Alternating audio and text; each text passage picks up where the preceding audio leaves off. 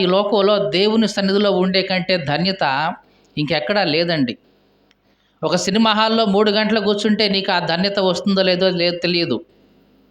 లేకుంటే ఒక వైన్ షాపులోనో మందుల షాపులోనో గంటల కూర్చుంటే నీకు వచ్చేది ఏమీ లేదు. లేకుంటే బజారులో అరుగుల మీదో లేకుంటే ముచ్చట్లు వేసుకొని అవి మాట్లాడుకుంటే నీకు వచ్చే ధన్యత ఏమీ లేదు. కానీ దేవుని సన్నిధిలో 1 గంట నీవు గడపగలిగితే, దేవుని సన్నిధిలో 1 దినము నువ్వు గడపగలిగితే నిజంగా అది నీకు ఎంతో ఆశీర్వాదకరం. దేవునికి స్తోత్రం కలుగును గాక. హల్లెలూయా, హల్లెలూయా. కాబట్టి దేవుని వాక్యంలో ఏమి రాయబడి ఉందంటే, దేవా నీ సన్నిధిలో 1 దినము గడుపుట 1000 దినముల కంటే శ్రేష్టము.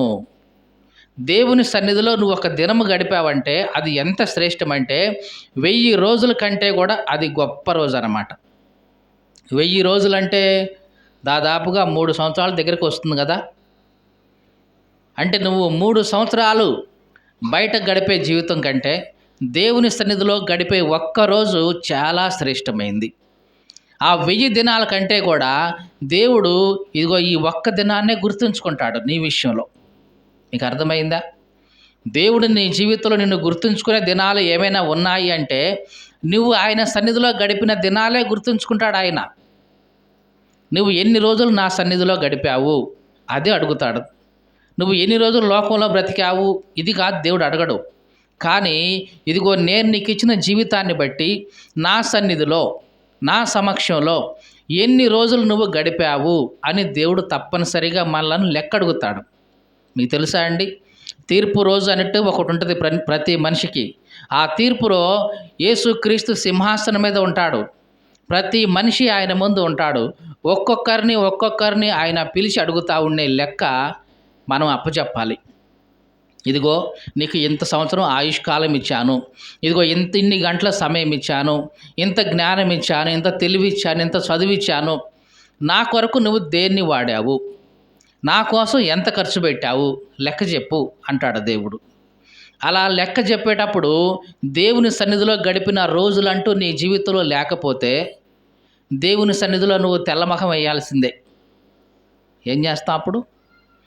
మనం ఏం చేస్తాం? ఇక జీవితంలో ఏనాడు కూడా మనం దేవుని సన్నిధికి వెళ్లకుండా, ప్రార్థన చేయకుండా, మారు మనసు పొందకుండా అట్లాగే నీ జీవితాన్ని దొర్లిస్తే చివరికి తీర్పు రోజున దేవుని సన్నిధిలో నువ్వు తెల్లమొహం వేయాల్సిందే. చెప్పడానికి ఏమీ లేదు. అందరూ వస్తున్నారు, ఇదిగో నాయనా ఇదిగో నీ సన్నిధిలో నేను ఎంత సమయం గడిపా, ఇదిగో ఎంత పని నీ కోసం చేశా అని చెప్తున్నారు. నువ్వు సిగ్గుపడుతూ ఉండాలి ఇప్పుడు కదండి. సిగ్గుతో తలంచుకోవాలి. అడుగుతాడు దేవుడు, ఏంటయ్యా నువ్వు తలదించుకున్నావేంటి చెప్పు అంటే అప్పుడు అంటావు, అయ్యా నా జీవితం అంతా ఇదిగో నా భార్య బిడ్డలను పోషించుకోవడానికి సరిపోయింది అయ్యా, నా జీవితం అంతా సంపాదన కోసమే సరిపోయింది అయ్యా, నా జీవితం అంతా ఇక దేనికో పోయింది, నీ సన్నిధిలో గడిపిన రోజులు లేవయ్యా అని తలదించుకుంటూ ఉండాల్సిన పరిస్థితి ఆ రోజు వస్తుంది. అందుకే దేవుడు ముందుగానే మనల్ని హెచ్చరిస్తున్నాడు. దేవునికి స్తోత్రం కలుగును గాక. హల్లెలూయా. కాబట్టి మనం చదువుకున్న వాక్య భాగానికి వద్దాం. వారు కన్నులెత్తి చూడగా, జాగ్రత్తగా వినండి, వారు కన్నులెత్తి చూడగా యేసు తప్ప మరి ఎవరు కూడా వారికి కనబడలేదు. అదే కదా చదువుకుందాం. యేసు తప్ప మరి ఎవరును వారికి కనబడలేదు. ఇక్కడ వారు అంటే ఎవరి గురించి? జరిగిన సందర్భం ఏంటో చెప్తాను, జాగ్రత్తగా వినండి. యేసు ప్రభు ఒకానొక సమయంలో భూమి మీద ఉన్నప్పుడు 33.5 సంవత్సరాలు ఆయన శరీరం ధరించుకొని భూమి మీద ఉన్నాడు యేసు ప్రభు. చాలామంది అనుకుంటారు యేసు ప్రభు అంటే నిన్న మొన్న వచ్చిన దేవుడేగా, యేసు ప్రభు అంటే చిన్న మానవుడిగా పుట్టిన తర్వాత అయిన దేవుడేగా అనుకుంటారు. కాదు. యేసు ప్రభు ఈ లోకంలోకి రాకమునుపు ఆయన దేవుడే. ఈ లోకంలోకి మనిషిగా ఆయన దిగి వచ్చాడంతే. మళ్ళీ ఒకసారి చెప్తున్నాను, చాలామంది అనుకుంటారు యేసు ప్రభు నిన్నగాక మొన్న వచ్చిన దేవుడే కదండి అని అపోహపడుతూ ఉంటారు. నిజానికి వాస్తవం ఏంటంటే యేసుక్రీస్తు ఈ భూమి మీదకి రాక మునుపు కూడా యుగ యుగాల నుంచి ఆయన దేవుడుగానే ఉన్నాడు. మరి యేసుక్రీస్తు శరీరం ధరించుకొని ఈ భూమి మీదకి వచ్చాడు. శరీరధారిగా ఆయన ఈ భూమి మీదకి వచ్చాడు. కాబట్టి మనకందరికీ కూడా యేసుక్రీస్తు అనే పేరు తెలుస్తుంది. కానీ ఈ భూమి మీదకి రాకముందు కూడా ఆయన యుగ యుగాల నుంచి కోటాను కోట్ల సంవత్సరాల నుంచి దేవుడుగానే ఉన్నాడు. అటువంటి సందేహం లేదు.